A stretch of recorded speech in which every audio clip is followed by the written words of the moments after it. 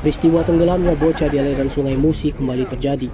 Kali ini menimpa seorang bocah berumur 11 tahun yang tenggelam usai terseret arus Sungai Musi di Desa Kunduran, Kecamatan Ulu Musi, Kabupaten Palawang. Petugas masih melakukan proses pencarian menyusuri aliran sungai. Bocah malang tersebut hanyut di sungai setelah melakukan aktivitas mandi di Sungai Musi, Desa Kunduran. Kapolsek Ulu Musi, Ibtu Haryono, yang memimpin langsung upaya pencarian mengatakan, kronologis kejadian bermula pada Kamis lalu. Korban bersama dengan teman-temannya berenang di Sungai Musi.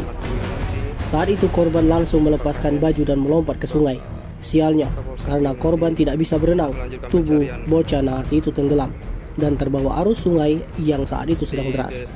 Anggota Polsek Ulu Musi bersama petugas BPBD dan masyarakat masih melakukan proses pencarian.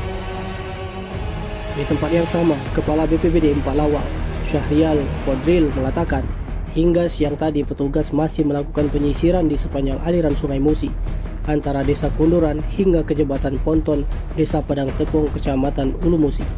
Tim Liputan Sumsel TV melaporkan.